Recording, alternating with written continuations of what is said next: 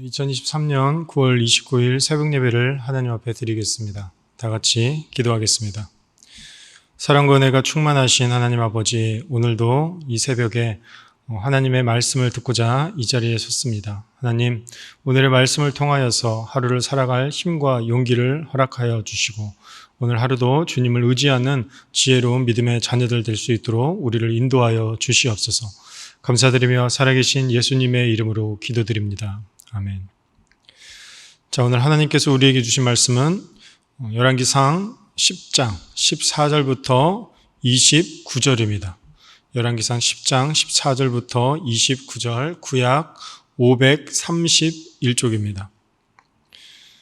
제가 읽도록 하겠습니다. 솔로몬의 세입금의 무게가 금 666달란트요. 그 외에 또 상인들과 무역하는 객상과 아라비아의 모든 왕들과 나라의 고관들에게서도 가져온지라.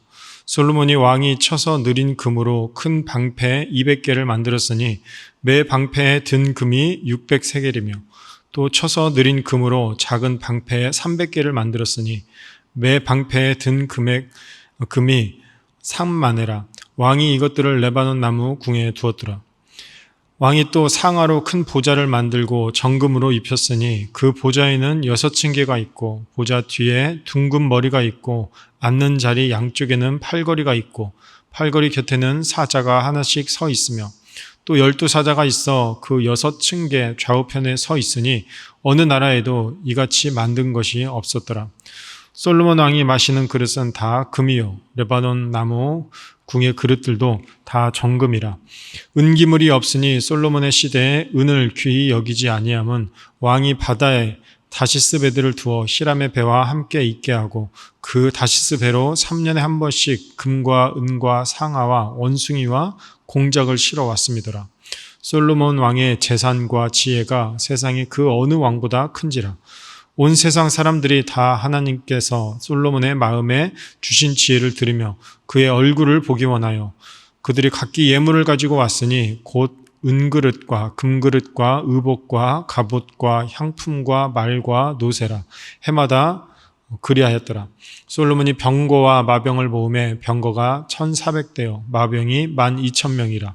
병거성에도 두고 예루살렘 왕에게도 두었으며 왕이 예루살렘에서 은을 돌같이 흔하게 하고 백향목을 평지에 뽕나무같이 많게 하였더라. 솔로몬의 말들은 애굽에서 들여왔으니 왕의 상인들이 값주고 산 것이며 애굽에서 들여온 병거는 한 대에 은 600세겔이요 말은 한 필에 150세겔이라. 이와 같이 햇사람의 모든 왕과 아람 왕들에게 그것들을 되팔기도 하였더라. 아멘. 새벽에 제단에 나오신 우리 성도 여러분들 환영하고 축복합니다. 오늘도 하나님과 깊이 교제하는 은혜의 시간 되시기 바랍니다. 자, 오늘 본문은 솔로몬의 통치 기간 동안에 있던 이스라엘의 시대상을 이야기를 하고 있습니다. 그야말로 유례없는 역대 최고의 호황을 누렸던 이스라엘이었습니다. 본문의 여러 장면 중에 당시의 시대상을 알 수 있는 몇 가지 단서가 있는데 그 단서를 보고 우리가 그 시대상에 하나님의 마음 그리고 그때 그들의 영적인 상태가 어떠하였는지 좀 살펴보도록 하고자 합니다. 첫 번째로는 금으로 만든 방패 200개가 있다. 금으로 만든 방패 200개를 이야기를 하고 있습니다.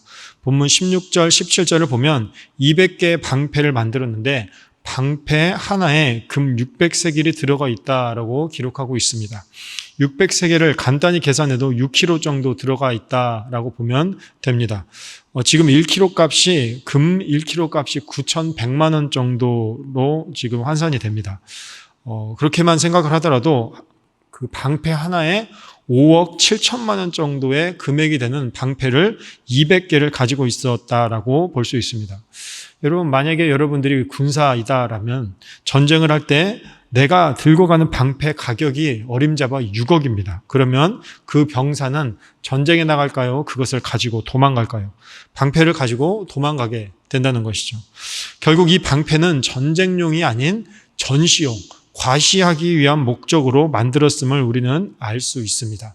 솔로몬이 전쟁을 위한 기능적인 무기를 위해서 방패를 만든 것이 아니라 사람들에게 자신의 부와 명예를 드러내고자 하는 과시욕에 사로잡혀서 방패 200개를 금으로 만들었다라고 볼 수 있는 것이죠. 두 번째는 은을 돌같이 여겼다. 은을 돌같이 여긴 이스라엘의 상황을 우리는 알 수 있습니다.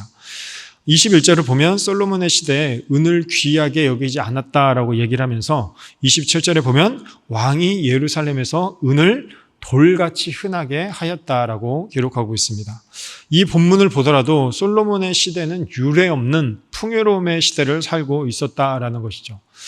아마 오늘 새벽에 제단에 나오신 분들께서는 50년 혹은 60년 전에 대한민국의 그때 당시의 상황과 오늘날의 한국의 상황을 비교해 볼 때 그야말로 꿈만 같다라고 얘기를 하실 것입니다.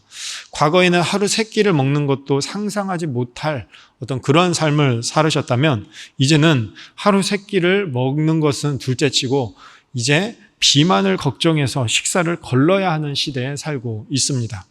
그런데 신기한 것은 우리가 과거에 40년, 50년 전에 작은 일에도 우리는 감사하였고 소소한 것들로 인해서 즐거워하였습니다. 그러나 오늘날은 전과 비교하여 여러분들의 삶은 어떻습니까? 40년, 50년 전과 비교하였을 때 감사가 넘칩니까? 그렇지 않다라는 것이죠. 생활은 나아졌을지 몰라도 감사보다 불평이 많은 시대에 살고 있습니다. 자, 오늘 본문은 솔로몬의 물컵마저도 금이었기 때문에 은을 돌같이 여겼다라는 것은 조금만 일해도 이제 감사가 점차 사라져가고 있었던 그때의 시대의 영적 상황을 우리는 유추할 수 있다라는 것이죠. 자, 마지막으로 세 번째는 병거와 마병을 모으는 솔로몬, 병거와 마병을 모으는 솔로몬의 모습을 볼 수 있습니다. 멈추지 않고 솔로몬은 병거와 마병을 끊임없이 모집하고 그 군사력을 증강하는 모습을 볼 수 있다는 것이죠. 26절 보면 솔로몬이 병거와 마병을 모음에 병거가 1,400대요. 마병이 1,200명이라 병거 성에도 두고 예루살렘 왕에게도 두었다라고 기록하고 있습니다. 28절에 보면 솔로몬의 말들은 애굽에서 들여왔다라고 더불어 기록하고 있죠. 여러분, 한 나라의 왕으로서 국방력 강화와 전쟁 억제를 위하여서 군사력을 증강할 수 있습니다. 어찌 보면 왕으로서 해야 할 필수적인 임무다라고 볼 수 있죠. 솔로몬의 시대가 태평성대라고 해서 아무리 군사력으로 어떤 군사적인 대비를 하지 않는 것은 그야말로 교만하고 무능한 왕이다라고 볼 수 있죠. 그러나 솔로몬의 모습은 오늘 본문에 나와 있는 그의 모습은 유비무한 그러한 수준을 넘어서서 어찌 보면 과하다라는 생각을 우리는 떨쳐버릴 수가 없습니다.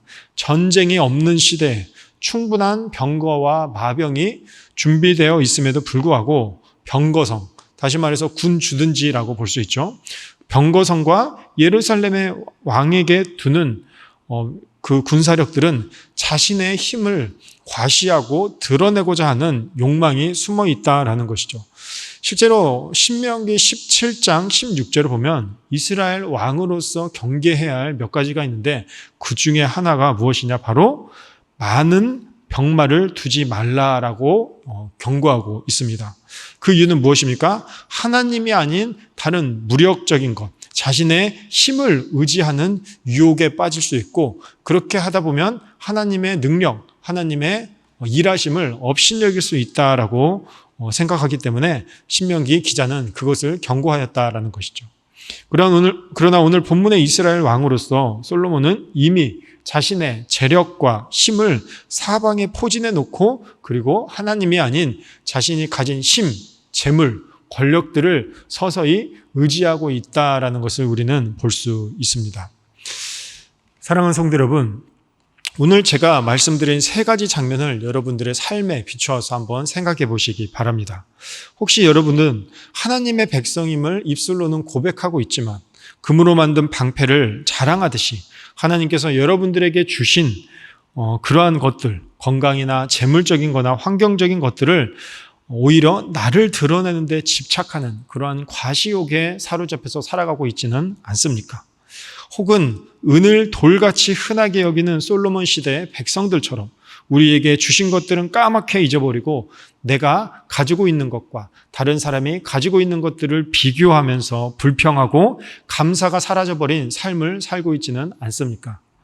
혹은 지금 내게 주신 것들이 충분하지만 여전히 불안하고 여전히 부족함을 느껴 끊임없이 더 얻고자 하고 끊임없이 더 소유하고자 하고 그래서 집착하는 과도한 소유욕의 노예로 살아가고 있지는 않습니까? 오늘은 민족의 명절인 추석입니다.